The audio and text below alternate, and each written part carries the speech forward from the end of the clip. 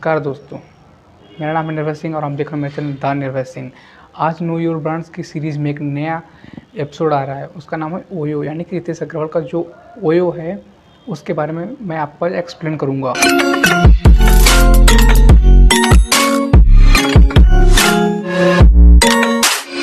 सबसे पहले हम जानते हैं रितेश अग्रवाल कौन है। रितेश अग्रवाल एक बहुत ही यंग पर्सन है, उनकी एज बहुत ज़्यादा नहीं है और वो दुनिया के यंगेस्ट बिलियनर हैं, यानी कि सबसे ज़्यादा पैसे वाले जो बहुत ही कम एज में बन गए।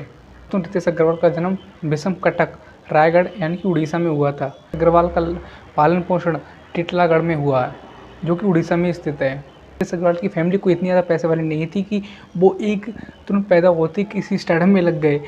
वो जब छोटे थे तो उनके पिता सिम कार्ड बेचा करते थे, तो वो जब 13 साल के थे तब से उन्होंने सिम कार्ड बेचना शुरू कर दिया। यानी कि जब उन्होंने सिम कार्ड बेचे तो पहले स्टार्टअप उन्होंने अपना वो देखा, उसमें वो फेल हो गए, लेकिन उसके बाद भी वो लगातार नए नए आइडियाज़ को जनरेट करते रहे और उनके ऊपर विचार करते रहे। दोस्तों, जब वो पढ़ाई कर रहे थे तो उस समय उनके लिए कोडिंग बहुत अच्छी लगती थी।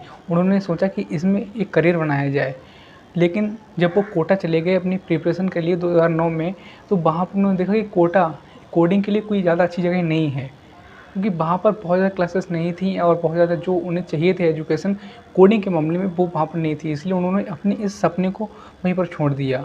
16 साल की उम्र में हम जैसे लोग पबजी या फ्री फायर के आदी होते हैं, वहीं पर रितेश अग्रवाल जी TIFR यानी कि Tata institute of fundamental research में इनके लिए 240 स्टूडेंट्स में से एक चुना गया था। उम्र में रितेश अग्रवाल जी को जो थियल फेलोशिप होती उसके लिए सिलेक्ट कर लिया गया था। फेलोशिप के बारे में बता दें कि इसमें पूरी एशिया से, यानी कि हमारा एशिया महाद्वीप है, उससे केवल 20 बच्चे लिए जाते हैं जो अपने आइडिया के बेस पर सिलेक्ट होते हैं। वहाँ पर इनका आइडिया सिलेक्ट किया गया था। वहाँ पर इन्हें $1 लाख पहली इन्वेस्टमेंट यानी कि पहला जो फंड मिला था वो अपने आइडिया में लगाने के लिए वो मिला था, और प्रॉपर गाइडेंस और मेंटरशिप मिली थी। तो अगर आपको लग रहा हो कि ओयो एक साथ इतनी बड़ी कंपनी बन गई, तो ऐसा नहीं है। ये छोटे छोटे एक्सपेरिमेंट होते रहे, उसके बाद कहीं जाकर ओयो इतनी बड़ी कंपनी बन पाया है, जो आज एक यूनिकॉर्न कंपनी है।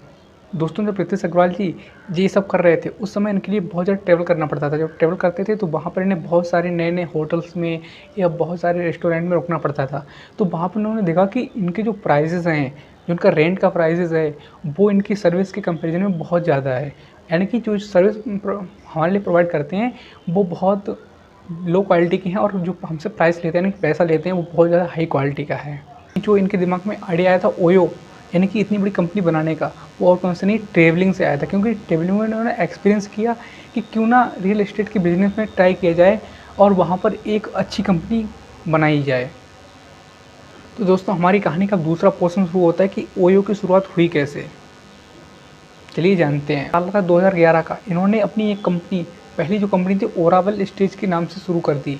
वहाँ पर इन्होंने बहुत ज़्यादा काम किया, लेकिन वो कंपनी इतनी ज़्यादा पावरफुल नहीं बन पाई या बहुत ज़्यादा फेमस नहीं हो पाई। 2013 में इन्होंने जो ओरावल स्टेज नाम की कंपनी थी उसे रिबिल्ड करके ओयो के रूप में हमारे सामने पेश कर दिया। आज ये ओयो नाम की कंपनी दुनिया की लार्जेस्ट सेकेंड होटल चेन बन चुकी है और ये 80 देशों में फैली है, जो कि 800 शहरों में फैली है। ये सबसे ज़्यादा इसका दूसरा स्पॉट है वो चाइना में है, यानी कि चाइना में ओयो की बहुत ज़्यादा फ्रेंचाइजी बिकती हैं, जिसके द्वारा वहाँ पर आपको जब जाओगे तो होटल ओयो के बहुत ज़्यादा मिलेंगे। दोस्तों, आपको बता दें कि ओयो को यूनिकॉर्न कंपनी में भी सिलेक्ट कर लिया गया है। आपको बता दें यूनिकॉर्न कंपनी होती क्या है। दोस्तों, आपको बता दें यूनिकॉर्न कंपनी होती क्या है। जिस कंपनी की नेटवर्थ $1 बिलियन से ऊपर होती है, यानी कि 8,000 करोड़ से भी ऊपर होती है, उसे यूनिकॉर्न कंपनी में सिलेक्ट कर लिया जाता है।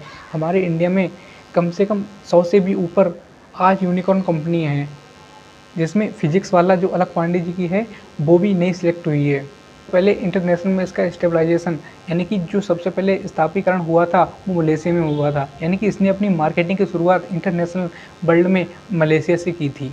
इसी की बात कर लेते हैं कि ओयो को फंड कौन करता है। तो सबसे पहले तो इन्हें थियल फेलोशिप मिली थी, जो पीटर थियल के द्वारा चलाई जाती संस्था, उसे मिली थी $1 लाख की। दोस्तों ने $25 मिलियन मिले थे, जो लाइट स्पीड इंडिया और सुकोइया की जो बहुत सारे ब्रांड्स हैं उनके द्वारा इन्हें $25 मिलियन मिले थे, और इनमें सॉफ्ट बैंक ने भी इन्वेस्ट किया है। इसे फंड किया था सॉफ्ट बैंक ने $100 मिलियन देकर। लेकिन जब ये कंपनी यूनिकॉर्न कंपनी में लिस्टेड हो गई, यानी कि इसकी नेटवर्थ $1 बिलियन से ऊपर की बन गई, तो उसके लिए उसने $800 मिलियन का फंड किया दोस्तों आपको बता दें इसमें माइक्रोसॉफ्ट भी इन्वेस्ट कर रहा है। तो दोस्तों ये थी एक छोटी सी कहानी मेरे द्वारा, निर्भय सिंह के द्वारा। देख सकते हो इस कहानी से कि एक छोटे से गाँव का लड़का कितनी बड़ी कंपनीज़ को खड़ी कर सकता है। यानी कि आपको अगर अपने आइडिया पर विश्वास है कि आप उस आइडिया में कुछ आगे कर सकते हो, तो उस आइडिया को छोड़ो मत, क्योंकि आइडियाज़ दिमाग से क्रिएट होते हैं, लिखे हुए नहीं मिलते हैं। ये तो उन्होंने अपनी आइडिया पर ध्यान न दिया होता तो आज ओयो नाम की चीज़ हमारी दुनिया में होती नहीं। मिलते हैं किसी नेक्स्ट वीडियो में किसी नए टॉपिक के साथ, तब तक के लिए जय हिंद, जय भारत।